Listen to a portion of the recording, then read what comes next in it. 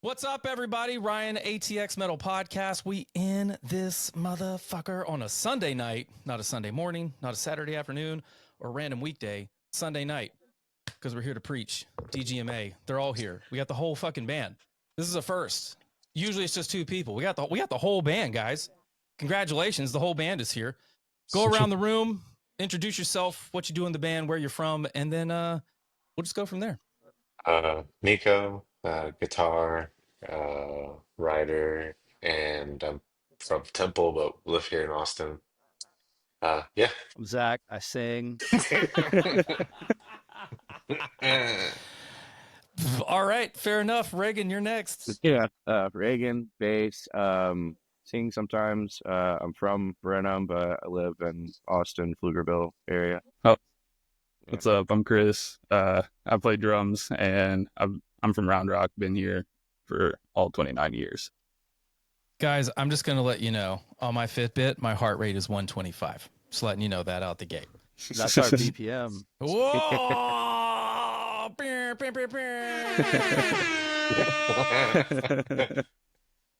So I'm just going to jump right into it, man. It's y'all are the new metal kings of Austin. I'm just going to lay that. Can I say that? Is that legal? I appreciate that. Okay. Oh, shucks. Oh, shucks. For those that are not familiar with DGMA, I have personally known 3 of the 4 members for a very long time. I feel like Chris is the only outlier in the group for me. We haven't quite connected on that personal level. So welcome to the family, my guy. I have to say that I've seen you guys grow as musicians over the years.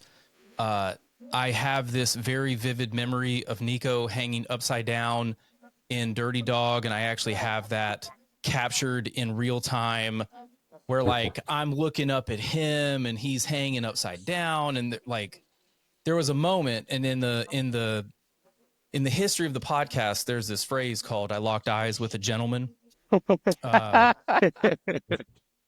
At that moment in time, I knew that the Austin scene, just it was vibrant. 2013, 14, 15, and then like 16, 17, 18 really showed me what you guys could do as just as a scene. For those that are not familiar with your band or even the Austin scene as a whole, Zach, correct me if I'm wrong, but you are one of the founding members, correct?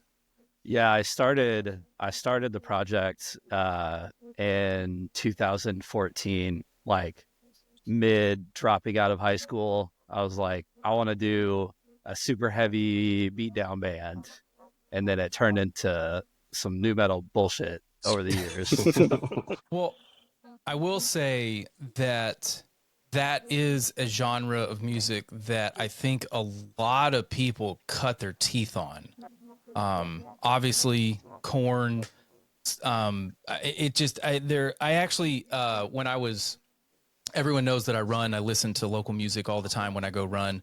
But one thing that people don't know is I have a fucking Adidas, little fanny pouch. And when I was in Marshalls, I promise you, as many a picture that you've done where you're like this, like as I walk past it, there was this silhouette of you just like, you need this. And I bought it, and I run with it fucking proudly. Hell yeah.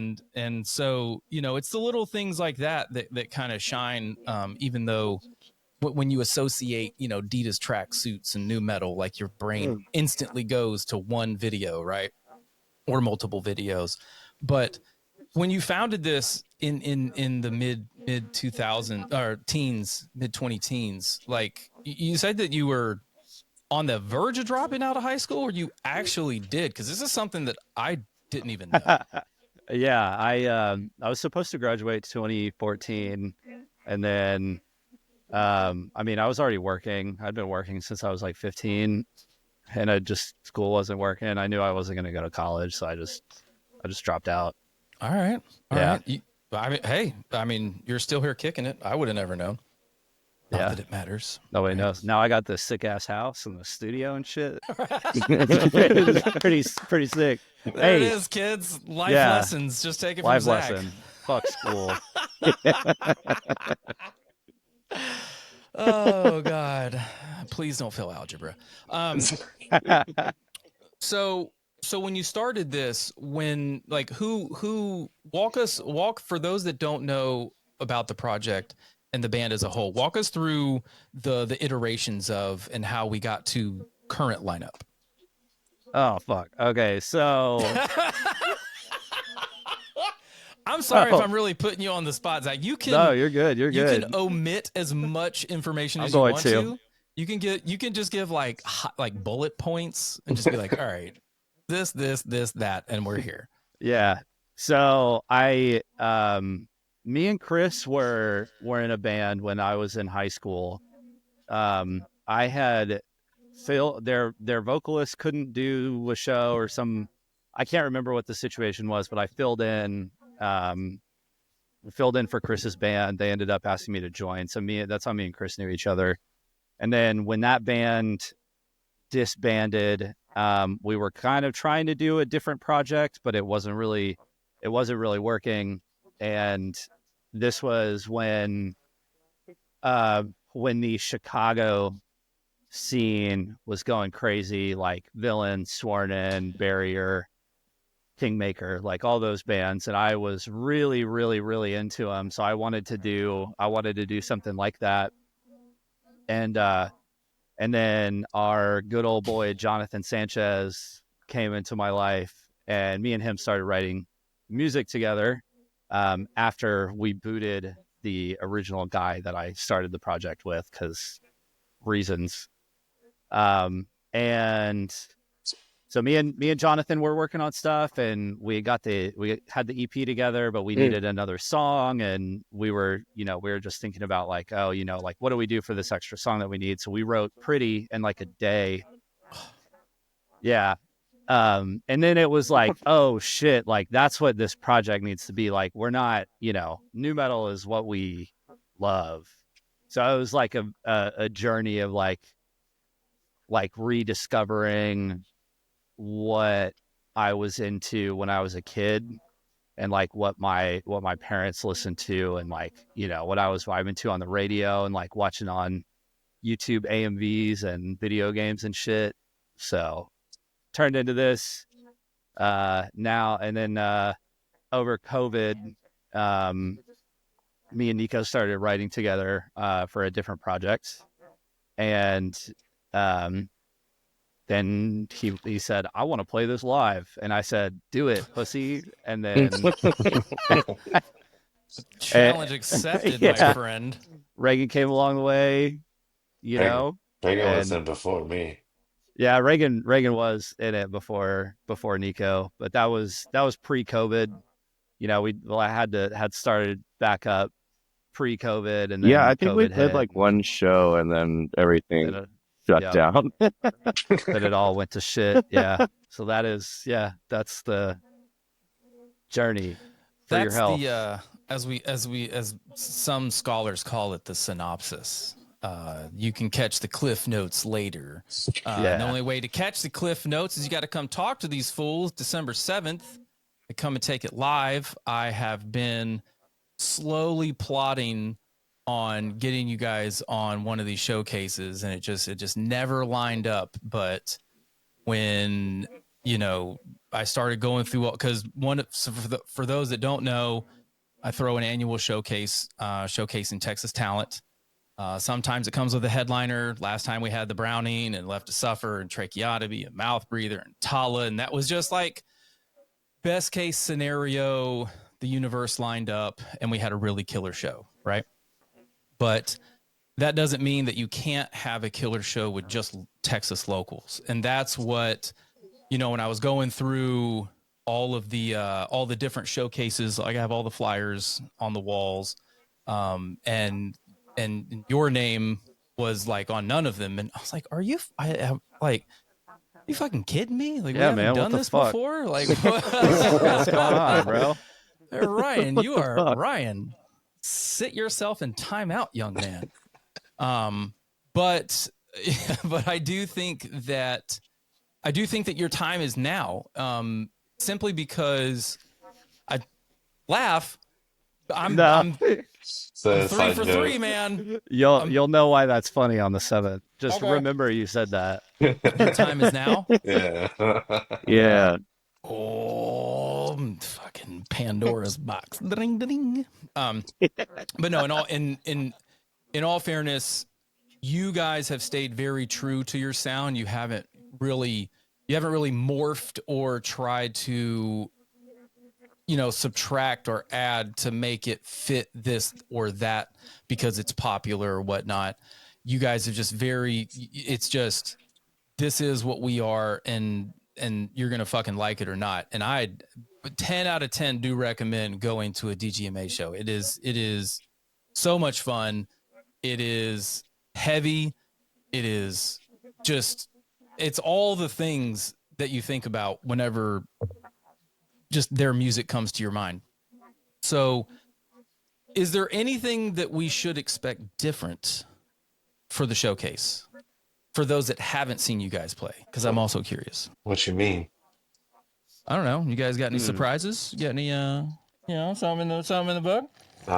We have some fun little Easter eggs, but it might be a little bit heavier. Maybe a little bit heavier this time around. Maybe just a little bit.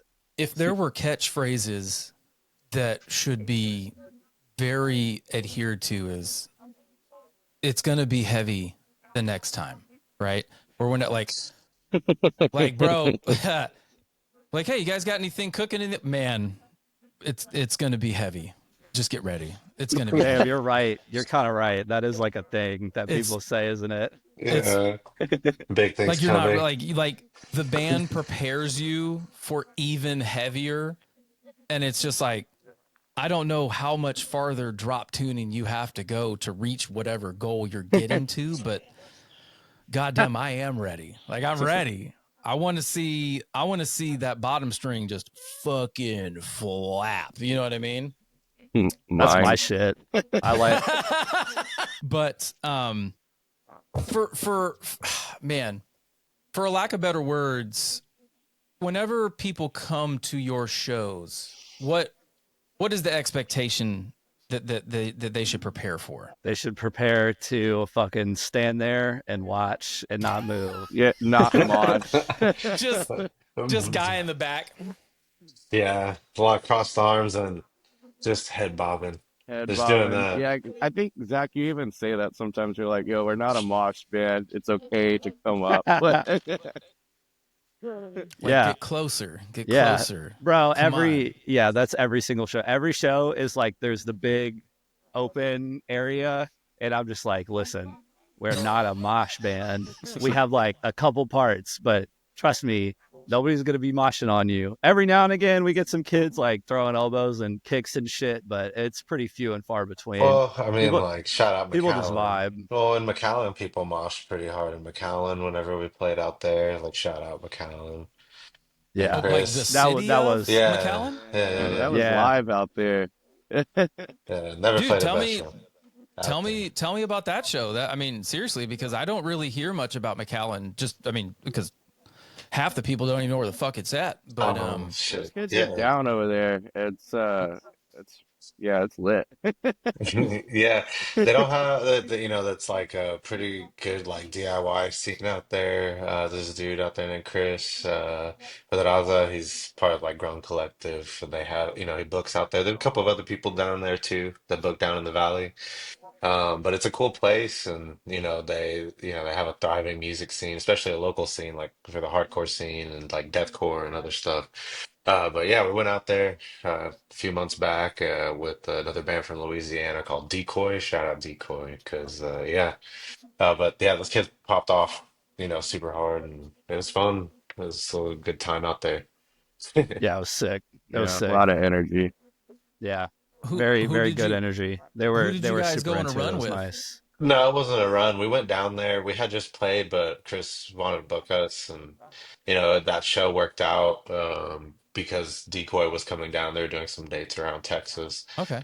We were gonna get on some other dates, but it just didn't work out timing wise for everything. So, but that one worked out, and McAllen's always a good time, you know. Man, it's one at Lubbock, El Paso, and somewhere in the Rio Grande is like McAllen's always been on my like to get list or to go visit slash party with, and I've always been just, you know, if it were to work out, you know, ride with or follow one of the bands and just do kind of like a down and back kind of thing. So where did you guys play in McAllen? Oh, the Gremlin. The where? The The gremlin. Gremlin. That's what it's called, the Gremlin, like gremlins, like the little things you don't feed after midnight type No, shit. I just we were just watching Gremlins 2 last night. That's why I want to make sure I was hearing correct. Yeah, no, but So it's there's a sick. venue called the Gremlin in McAllen. Well, it's kind of like it's like a venue, also like bar and like food Are spot. They make good food out there. They got, you know, some. Yeah, I didn't get to Okay. try it. It sucked. I didn't get to try it. So, but everybody else got to, and they talking about how yeah, I bomb it was gonna was. I say was I kind of did. It was jealous. good. Reagan's like, I got mine. Don't worry. Yeah, I ate twice over there. Um, Oh man. So I wanted to I want to circle back real quick because I was just going down memory lane while we were sitting here. For those that don't know, so everybody that's on the bill is on the bill for a reason, and one of the reasons is that this group as a collective, I've obviously haven't known for all 10 years, but one of the bands that I was introduced to at a very young age was a band called Never Bloom that I got to see Nico in first. That was my first introduction to Nico, and he was explained and described to me as one of the most chaotic guitarists in Austin. I believe that was the quote. I don't know if that was from, I can't remember, but it's always stuck in the back of my head that Nico was just this like wizard, and it didn't really hit until I feel like you don't really get the full gamut of who a person is as a musician until you see them live. And if it's one thing that I feel that Nico does well, as a lot of musicians, to include everybody in the screen here, is put on a good live show. If you're just standing there kind of just bebopping around, just kind of going through the motions because there's only like 12 people there, like I get it. Actually, I don't get it because I've never been in your shoes playing to 12 people. But I've definitely booked shows to where only 12 people have showed up. So, hence why we're doing this promotional push. Please show up, pay your $10. But Nico, what was your journey as a guitarist coming up in the Austin scene back in the day? I don't know, just like kind of was doing some stuff with some people trying to do different projects, and started the Never Bloom project with Greg and Daryl, and Mikey J, who's in Rain, and the other two were in the Ansible, and Greg does his Chop Harder thing, where he does a lot of different people like Filth and all sorts of shit, you know. Shout out Filth, Yeah, chin check, motherfucker. yeah, Greg's killing it, man. He does what he does good, and but yeah, we did that project, and then I started doing stuff with another band here, I guess called Insurgents, and you know, after that, kind of just like filling in with different people and just doing different things here and there, like in between those two things too, and even before that. But uh, yeah, I don't Oh know. fuck! Wait, hold on. Can we hit pause? I am so sorry. Sorry, that was my bad. My power cord was downstairs, and my computer was like, "Plug me in, ho!" And I'm like, "Whoop!" All right, so we're back. Sorry to interrupt. So yeah, a couple different projects. Yeah. Never Bloom, Insurgents. Yeah, and then like I said, just filling in for different people. Did another thing, out of body, some like dad rock stuff. Yeah, Then bro, Out of Body was sick. yeah, it was a really good band. And then did the and then I guess when I got met Zach or whatever, I was doing the Dead Mouth thing, and then yeah, now I'm in this. Oh yeah. Now I'm in this, and it's been good. It's been a few years. It's been fun, and you know, I get to do all sorts of stuff and get to experiment with shit. So it's been cool. But yeah, it's just Austin's a cool place, man, and The scene's really fun. There's a lot of different kinds of music. People just enjoy live music here. It's kind of going away a little bit, unfortunately, with certain things, but it does good where it needs to, and it's fun. So, yeah, but that's, I guess, the journey. Nico lore. Yeah, the Nico lore. Can't wait for the manga to come out. That'd be fun. Yo, Uh, that'd be fucking nuts. I don't want to see Nico No, put it to a manga. That's terrifying. no, it'd be cool. It'd be cool. It'd be fun to do a manga. And just do like Dragon Ball. yeah. I mean, I just went to go see Under Oath 20 years for They're Only Chasing Safety, and a part of the package that I bought was a vinyl and a booklet manga. So it's doable. It's popular. I mean, That's sick. it's popular. Did you watch Static Dress? I did not. Oh yes, I did. I'm sorry. We referred to them as Salt Dress because when they had their name displayed, if you looked at it from a certain angle, it looked like Salt Dress. Anyway, it's an inside joke. There's like 4 of us there. It doesn't matter. But no, they were good. They were good. Are you familiar with them? That's I love that band. Top 5 for me right now. No shit. Yeah, I love Static Dress. So, love that band. Where are they from? From the they're from UK? the UK. Yeah. Yeah, because I remember I was like, I've never heard of this band. But typically, when bands of Under Oath's stature go out, they take somebody out. I thought it was Under Oath when I first heard them. It's very it's like very, very inspired by that like early 2000s emo metalcore stuff. Yeah, I definitely could hear. I was picking up what they were putting down, for a lack of better words. Yeah, Static Dress fucks. Very good band. Man, I guess I'll have to take another deep dive on them because I was just like, I enjoyed the show. It was a very good show, very good sound. I did not find myself like, I'm gonna go to the bar, but we did stick around. Dude, I'll tell you what, the 20-year anniversary of Under Oath really opened up my eyes to like how fucking hard that shit went, because not just the music itself, but the mosh pit was probably one of the most proper mosh pits I've ever been in my fucking 2 decades of going to shows. And it was fucking wild. The goddamn, the energy in that room was, or not room, but in that space was just phenomenal. Whenever, how is it when you guys get on stage?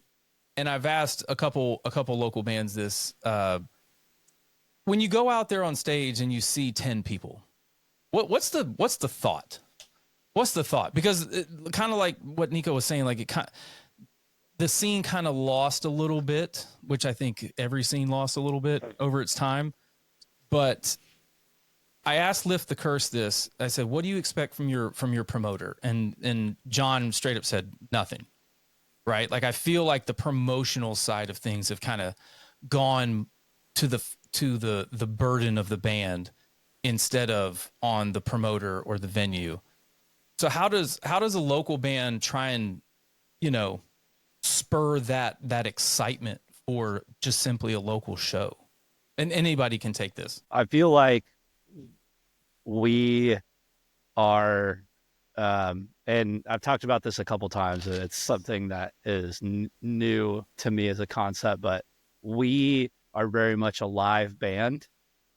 So a lot of it is like word of mouth, like we'll play shows out of town with other, out of town locals, or play at home with some like nationals. And I don't personally, I don't give a fuck if it's like 5 people. Like, I've literally played shows to nobody, literally in it, like fucking nobody. So I don't care. It's like, I'm going to have fun. And like, that's my time to like rehearse and like give it my all like 110% as like my practice, Yep. So like, I don't care. I don't give a fuck. if it's like 10 people. I'd like, more people to come out to shows and stuff. But I'm not going to be like, throwing a fit like, oh, fuck this. There's only 10 people. I'm just going to stand here, It's just kind of goofy cuz like the people that did come that aren't in another band, like those people came to a show to like see a show. So, yes, if you want to be a musician and you want to be there to put on shows, like put on a show. Who cares if it's like 2 people?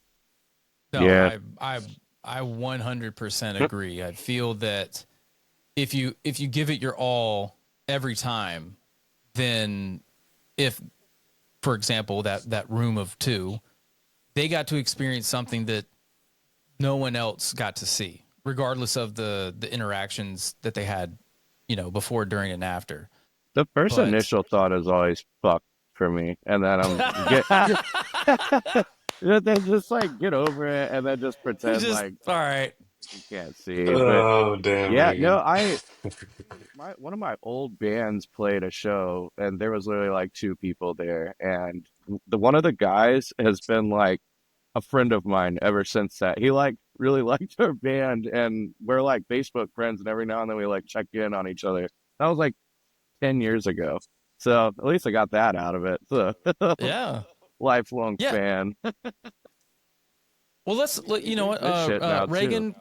Chris, you guys, we haven't really given you guys a chance to shine. Reagan, give us your little background. How did you wind up? Where'd you start? How'd you get into, playing music, and how'd you end up in DGMA? Well, I'm at my mom's house right now, so I don't know if you can see all the Christian stuff behind me, but my mom used to force me to play at church and all this kind of stuff growing up. And then I started a couple shitty bands out here in Brenham, and then I linked up with Alex and Nick. Yeah, Alex was in Paula, however you say it.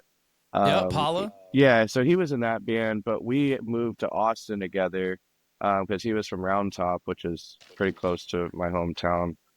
And we were in a couple bands, so we both moved to Austin. And as soon as we moved to Austin, we played like a few shows, and those bands just kind of faded out. Just like adjusting to like a new city and just all that kind of stuff. It just kind of started dwindling out. And then when I moved here, I met Hunter Watson, and they were doing the whole Insights thing. So I joined that band, and then when I met Zach, I ran into Zach because we like worked together or at the same place, and then we started talking about this, and this was just more of a priority, I guess. It was I don't know. There were a lot of issues with the whole Insights thing for a while, so things weren't working out anymore with that either. So, but yeah, so now this is like the only project that I'm doing. I was helping out with Ian's band, the Hurt People stuff for a while. Yep. But so shout out Minds and Machines. Yeah, yeah. Yeah, dude, if you had a shovel right now, you'd be about 6 feet deep, full of memories. When I linked up with Ian, he has a bunch of those flyers, and so I was like, holy crap. I was like, I thought these things were gone. Like, those things are like gems to me, because it also has like my old band. We used to play all of our local shows together. So what was your old band? I was in a band called Inside Falling Skies, really dumb name. And then I was in a sorry. Yeah, I mean, so yeah, there's a band called Familiar with Failure. With Failure. Shout out. So the vocalist of that band, we grew up together, and we started that band. You and Josh? Yeah. So me and Josh were in a little like acoustic like Scene Kid project like a long time ago too. So yeah, we first like kind of like real band together, I guess. And we used to tour and stuff like that. And then, we tried to like kind of spark that kind of stuff back up. And then, it's weird just how like everything just kind of spirals back together. But yeah, I met Ian when me and Josh were playing with Minds and Machines all the time. And so that's how we ended up being friends. And that's crazy. I didn't even think about all that until dude, I'm over here bobbing my head in agreement, and I'm glad that you brought those bands up, because one of the first interviews that we did that was kind of like off site from Chris's house, the one, Chris Crow, and he had a Focusrite. I can't remember, but it had 8 channels on it instead of 2 or 4 because we needed to get everybody like mic'd up. And so he had it shipped. It said it was there. He drove out. Long story short, we went down to like Ian's house, like South Austin, and it was him and Jesse and oh God, the kid with the nice hair. She, the bassist. Not Fernando. Oh my God. Anyway, Steven. No, there was Steven. So he was number 4, and then it was the bassist. Anyway, so that was a thing. That was one of the very first episodes that I think that was like episode 3 of the podcast where we actually got to interview a local band. Mm-hmm. And Insights was I think if not, it was definitely the first local band that myself and Chris went to Piranha Records in Round Rock, Texas on album release day. And I still have that album with like the apple on it. Yeah. That's it. So, yeah. When I joined that band, I made fun of that album cover a lot. And it's crazy that we're talking about this because so yesterday Hunter got married. Congratulations, Hunter. But Shout out, Hunter. He got married, and so him and Justin were all like hanging out for a little bit, and we were talking about some of those songs that were on there. It was just spiking back a bunch of old memories because we were like trying to do like a Glass Cloud kind of thing for a while, and then it just that was a band I hadn't talked about for a long time either. So when I had to drive back to Brenham, then I just jammed that album again, and I even pulled up some of those songs. They sound awful, but yeah, I mean it just we were broke and couldn't like just the quality wasn't good, and yeah. I will say that it is. I actually found 2 albums, Taking on Poseidon. I found An Army at Dawn. I found Via Versus from Dallas, I believe. I've also found the one and only Support Your Scene CD that Come and Take It did that had, Bury the Rod, Beard the Lion. I know exactly what I think A Chance at Revenge was on there. That was a band that I was in with Alex, and then Alex, joined Inside Falling Skies too. So we kind of just blended those 2 bands together, because me and Alex were tired of playing the same local shows and having to do 2 sets. So,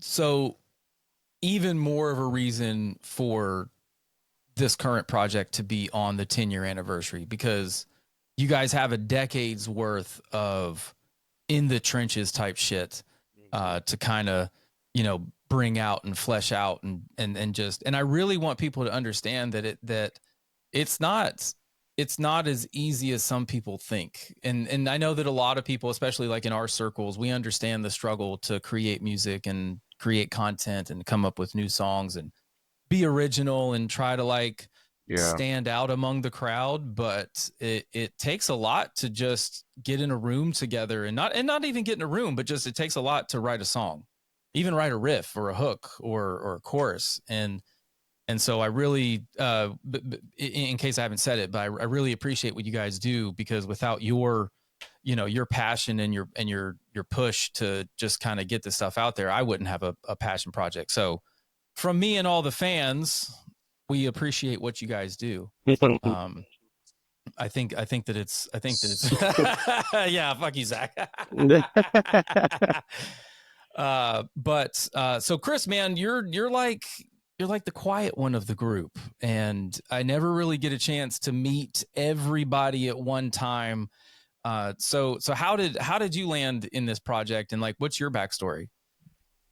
First, how do I sound? Because my mic muted itself, and I had to unmute it, and I see that like it was just constantly going. No, you Is it sound windy? good. You Okay, sound cool. You sound like you're driving down the highway, but I can fix that in post. Word. Hey, that's awesome. So I guess really where I got started with music and all that was I was always really like at least into music, just like all genres as a kid, and metal was definitely something that came way later. I was more like just into it, just regular rock, pop, rap, all sorts of stuff. But metal was just introduced to me like later, outside of just like what like the old heads would call metal, like Black Sabbath and all that stuff. And the first band that I got introduced to like real metal was Job for a Cowboy, so kind of just diving straight into it right away. Hell yeah. Just out the gate, fucking madness. And of course, it was the it was their biggest song at the time. Of course, the "Into Men of a Machine" with that big old squeal in it. Yeah, and back when metal was good. so sorry, that was like getting into the metal side of it. But like me playing drums, that was probably about 2011, I believe. I kind of got a start. But it actually all like originated from me playing Rock Band, like just the drums on Rock Band, and getting my feel of rhythm from there. And my brother, he had bought a drum kit, a sound percussion starter drum kit, and he's just like, "Hey, I have this kit. I know you play like Rock Band and like the drums a lot. Like, why don't you just have it?" And from there, I inherited that drum kit, which I still have in my garage. It's still spray painted black from whenever we did all that. All right.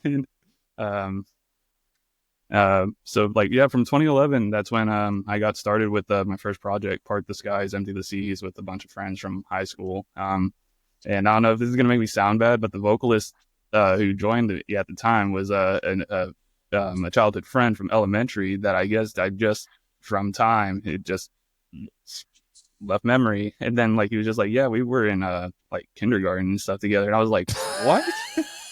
like of course not that early, but like it was just like, you don't remember 5th grade, you idiot? Yeah, like, come on. That was just like it just blew my mind. Kind of just going in a circle and linking back up with him, and then we ended up starting a project together.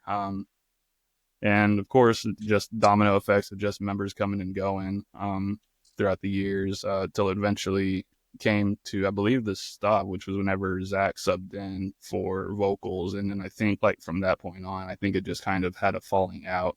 And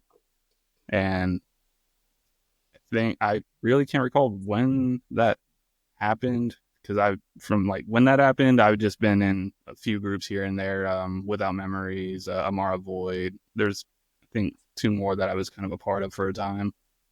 Just playing various shows. Never got to the extent of the shows that we play now. It was just kind of all local stuff, really, like San Antonio and Austin. And that was really about like the extent of like where I got out in shows. So as the drummer, and you say that you've been a part of a lot of projects, do you find yourself, because every time I get like a request, like, do you know any drummers in metal? It's like, yeah, but they're all like in 3 projects, so it's gonna, you know. Is this the only project that you're currently in, or paying attention to? Yes. Okay. Zach, Nico, Reagan, that was for you guys. Just He's ours. He's not on lease, so he's ours. Back off. Y'all can hit him up for some session drummer shit. That's it, man. Start charging that fee. You know what I'm saying? Yeah, make some money doing that, man. Well, that's cool. That's cool. So I appreciate you guys for sharing the history of where you guys started and how you guys came together. What I would like to talk to you now about is the hype session that is DGMA. Like when you guys are on a bill, just because I've gone to your shows, I already know what that set is going to feel like, and I'm ready for it. I'm ready to cross my arms and be against the wall and bob my head like I've been told to do. But like I said, you guys, I feel like, are at the top of the roster when it comes to new metal and anything that kind of correlates to that genre.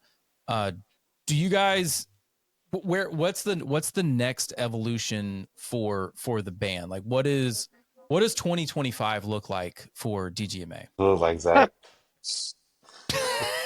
Everybody's just like, I just saw Nico get a you're big you're breaking up, Ryan. I'm sorry. You got to come back. 2025 looks like bigger pants, fatter riffs. Bring the Jinkos back. You know what I'm saying? Woo! Fatter riffs, bigger shoes, wallet chain. Okay. Ball chains. Strap chain. Yeah, guitar strap chain, just all the chains. Chains. Just 2 Chainz. Watch out. 3+. Yeah. Watch out, 2 Chainz. Coming for your moniker. I mean, go ahead. So we're working on EP number 2 right now. That's almost wrapped for writing. I don't know. Do we want to put dates on that yet? Oh,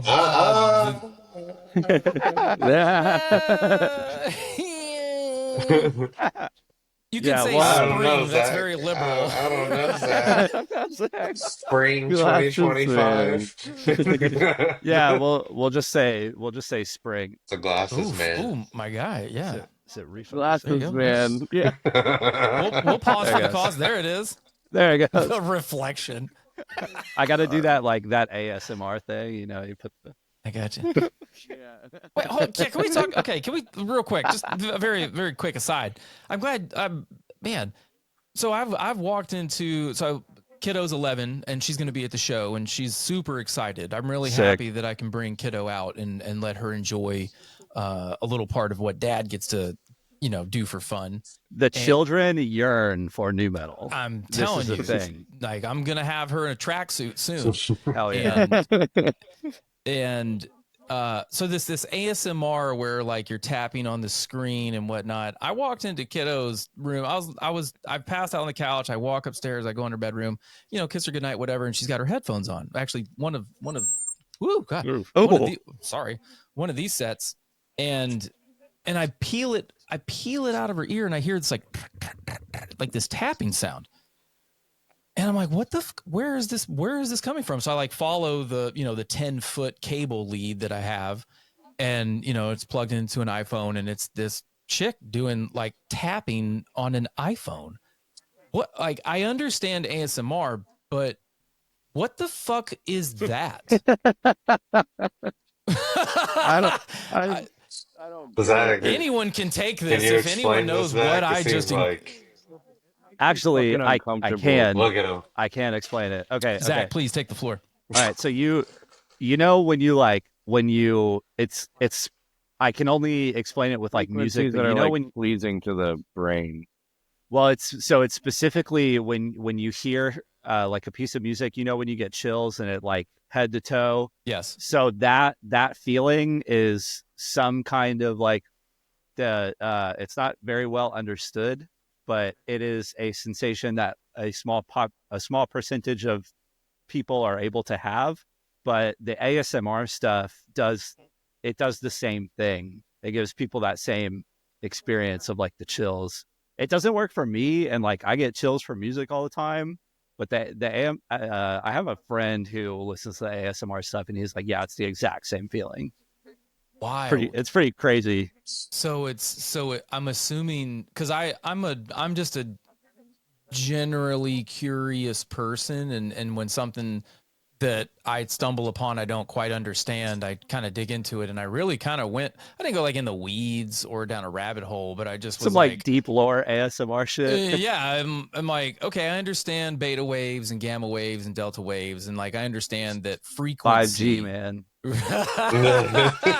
Say, I've got my COVID shots. I'm 5G wired. You know what I'm saying? Got that upgrade. Got that upgrade. But the thing that I correlated with the ASMR is that, and like you said, when you listen to certain songs, for me, it's when I hear certain vocals. I don't know what it is that makes me get those goosebumps, but I 100%. And apparently that, like you said, that's not everybody gets to experience goosebumps or that ASMR feeling of a certain frequency. And I'm just and it just, I don't know. I feel like regardless of the music that you listen to, that there are frequencies that you connect with. And this is like some out of body meta shit.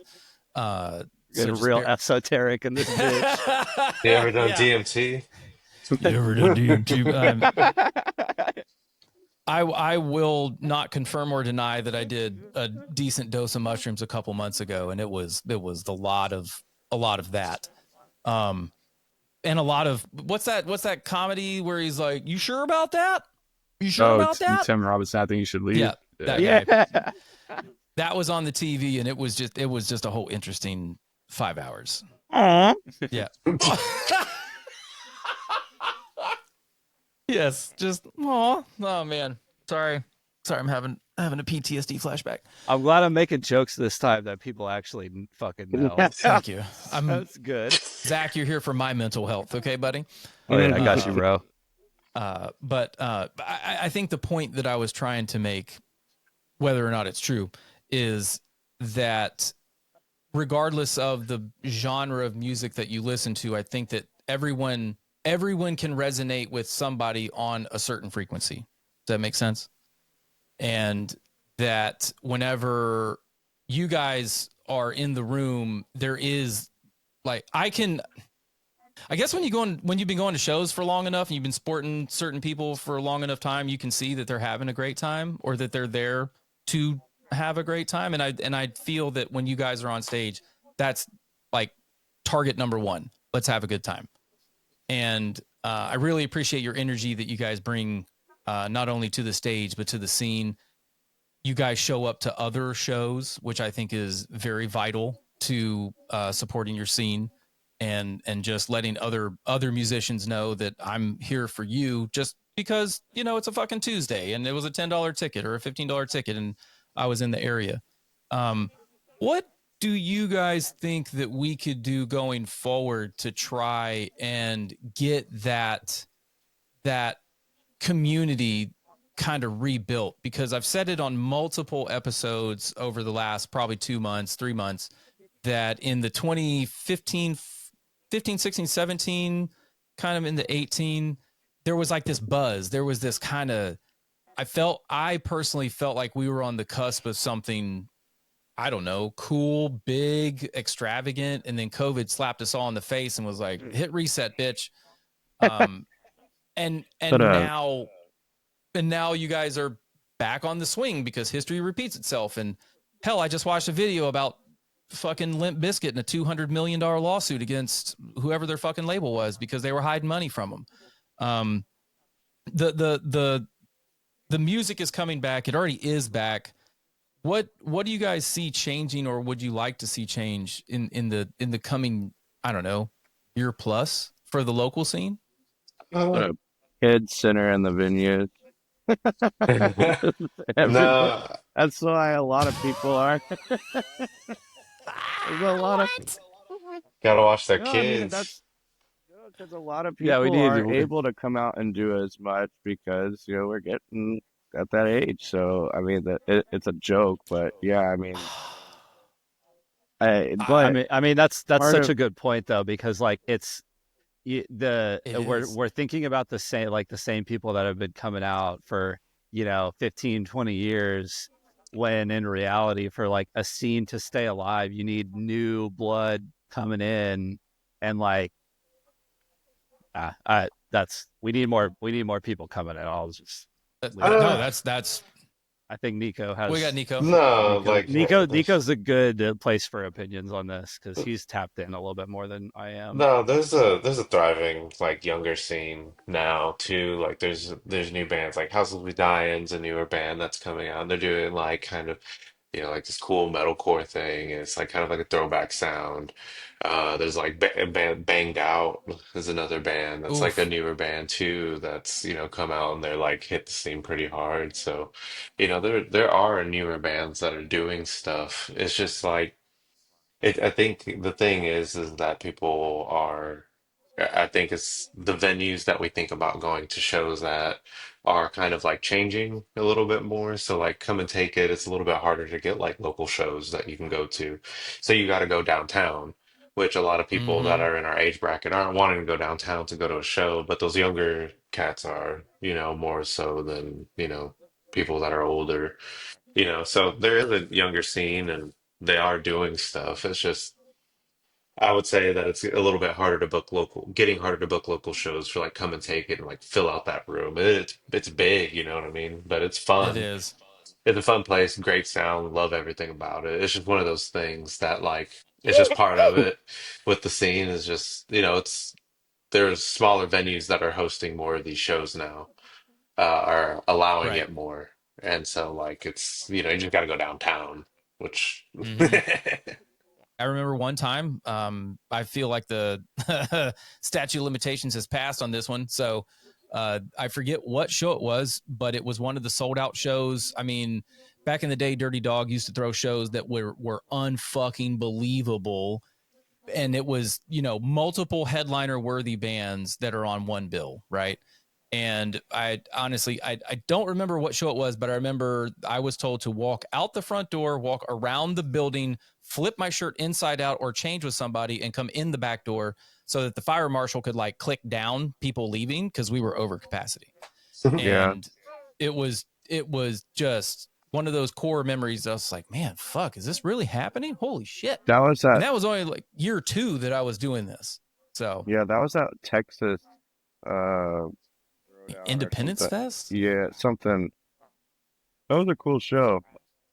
Like Norma Jean, Maylene, Oh a my God. sleeper. Yeah, Yeah. Beard the Yeah. Lion. Era, fucking North Lane, August Burns Red. I mean, all the fucking heavy hitters came through Dirty Dog Bar. And I feel that, and like Nico's point, like you have to go downtown now. I love Come and Take It. I've loved everything that they've helped, the podcast do in its time. And Come and Take It Productions is the underlying, Goomba there. And they, Anthony and all of his support staff that's, provided a space and an opportunity for all of us. So, shout out Anthony, Come and Take It. We love you, dude. But I really do want to get tapped into more of the venues downtown so that I can provide, or that at least I can try to provide another avenue other than Come and Take It. So like Valhalla, Ballroom, Test even Club. like Parish, Empire. Yeah. I mean, Kick Butt. I mean, there's so many other venues. I mean, yes, we caught a couple L's during COVID, and that was just it was what it was across the globe. But at the end of the day, there are still venues that are standing that I think need a little bit more attention, put on the emphasis of supporting locals. And like you said, Nico, like Come and Take is a great venue, but that's a fucking 750 cap venue. It's big. So I obviously we obviously would like everyone to come out on December 7th. We have $10 tickets. You can ATX use the ATXMP 10. That's a 1 and a 0 next to each other at the artist pre-sale checkout. Link in bio. Instagram shout out. So going forward, aside from the show, once the dust has settled at the end of December, what can everybody expect from the band next year to look forward to? I know we already mentioned like an album on the back burner, right? EP, yeah. EP, spring, some other cool stuff that Is this right? Am I doing this right? Yeah, do that. Okay. Definitely do it. some other we have some other stuff kind of like tucked that is tentative / can't announce yet. Fair enough. But yeah, some cool stuff. Normal shit, new music, new merch, wallet chains. Yeah. See, I like that. Wallet chains. Zach's just coming at you raw. He's like, new music, same, just it's more of us. It's more of shit. Same shit. Right? Type shit. Same shit, more stuff. More frequency. Well, the one thing that I would like to put out there is that I'm bringing in the A&R Foundation as a nonprofit to help local artists get to where they want to go.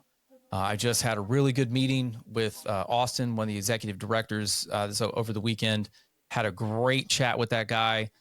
So much when you do something like this, when it's a passion project, you really put, you want to try to put out as much energy as you can in hopes of receiving at least 80% of that back. And listening to this dude talk, I've interviewed him before. If you want to go check it out, just go through whatever platform you want and just search A&R, the ampersand R Foundation.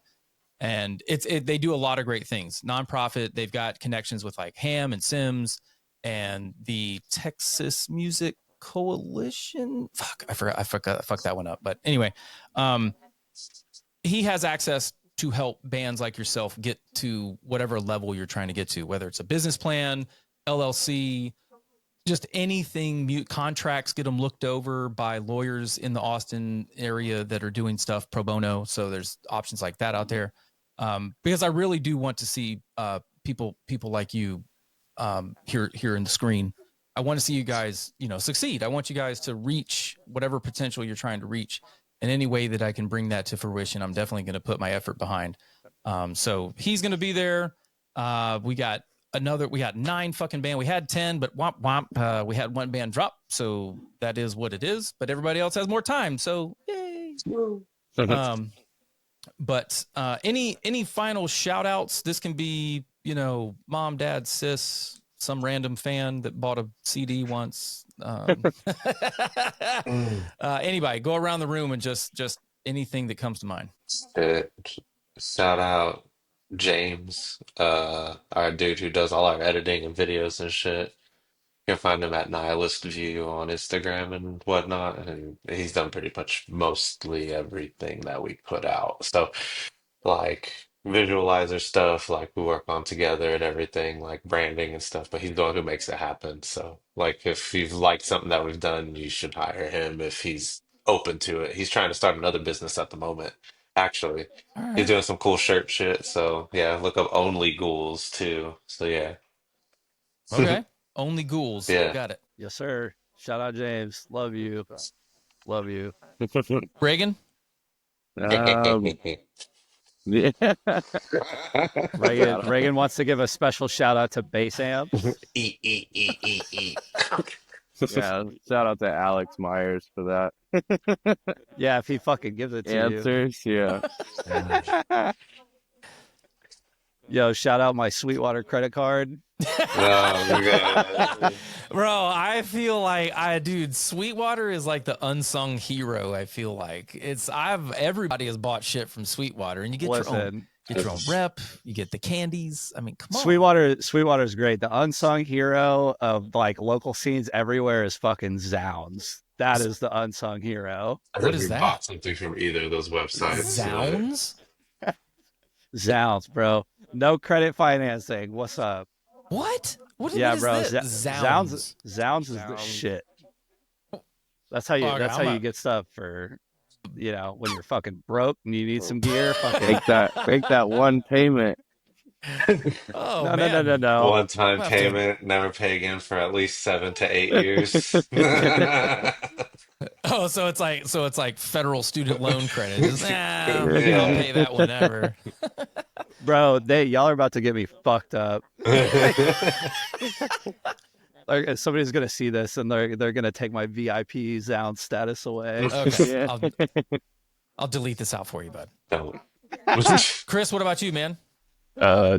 Shoot, I don't really have anyone in particular except like just friends, family, like anyone that's really just supported me ever since I started working on this music stuff. It really means a lot. Shout out Pua. Yeah, I'm Pua. Baby back kid, Sure. probably can't see her, but she's asleep. It's my cat on my bed.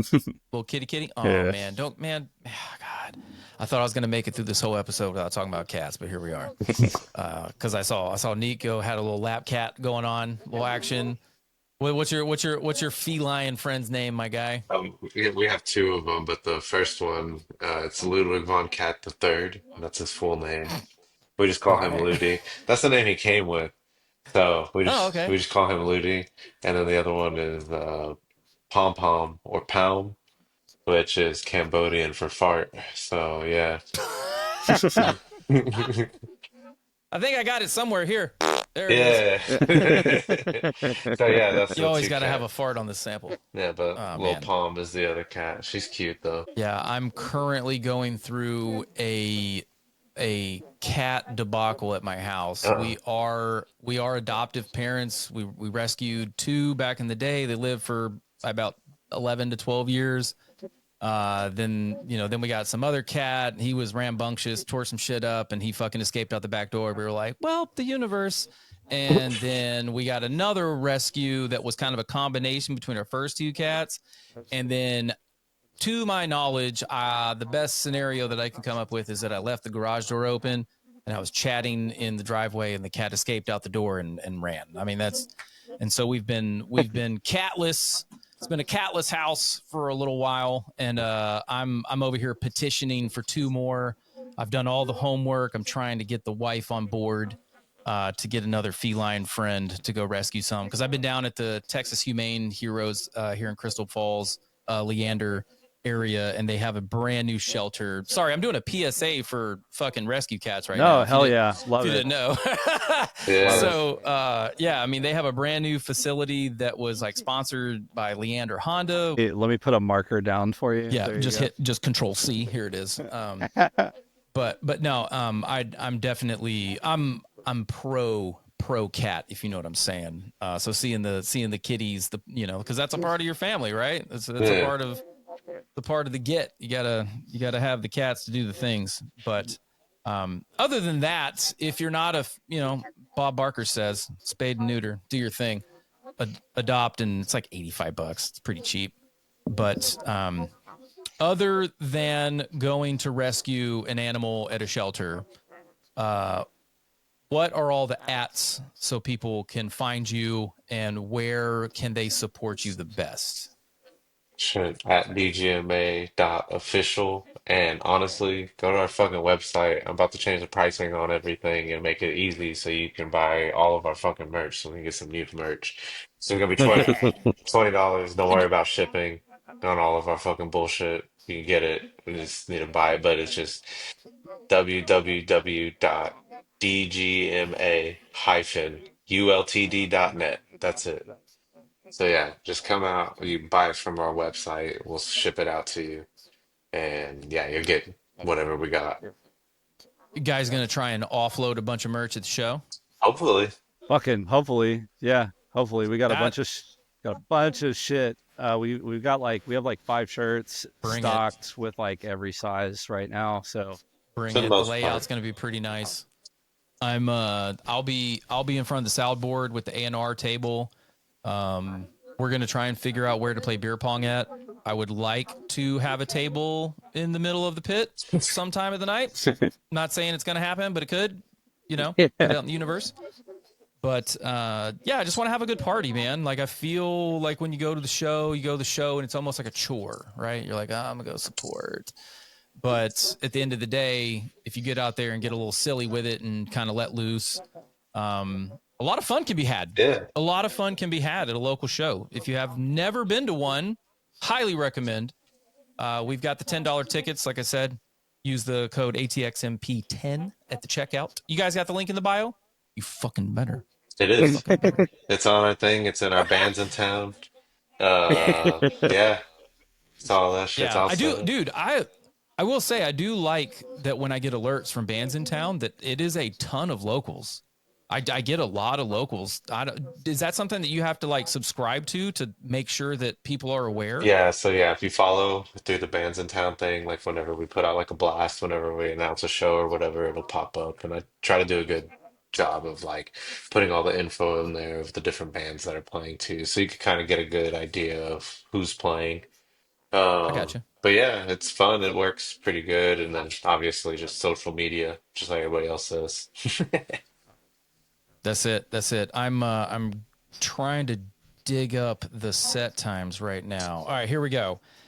If you don't tell them set happen- times. Just show up at doors. Fuck That's- y'all. hey, Show up at hey, doors. Hey, yeah. I was just bringing it up, man. Calm down. They play sometime between 4 and midnight. So show up. But no, we do have a very diverse lineup. I'm gonna go through it real quick. We've got obviously our homies Rain, just Skylar and Mikey J and Colton. I mean the whole gang. We've got Godhand from Houston. We've got Estrella, which is like Houston, Austin. We've got Left for Dead from San Antonio. The God Awful Truth from up north in DFW. We've got Kate and the Crushers, Tibetan Sky Burial, Lift the Curse, and then we've got DGMA, right? Super excited. I know this is going to be, I hope this is one for the books. I am bringing all the energy that I can over the next 5 days in a wake up. And I know that you guys will not disappoint. So thank you guys very much for being on the show. Thank you very much for being good humans. And I appreciate everything that you've done for me. I really, I don't know, man, when it comes to the end of these episodes, I really feel like there's just this moment where I feel like you guys need to be appreciated for the value that you bring, in case you don't hear it enough. I want you guys to hear it directly from me that you guys are the heartbeat, man. Especially you, Chris. You keep fucking time, right? Shucks. So regardless of how fast or slow you play and whatever the album cover looks like, come out, support December 7th. Come and take it live, 10-year anniversary. Come see these guys. Come see the family. High fives, hugs. But is there anything that I forgot? Sounds about right. All right. I love it. We'll see you guys on December 7th. Just hang out for a little bit and let all this finish uploading. Thank you guys very much.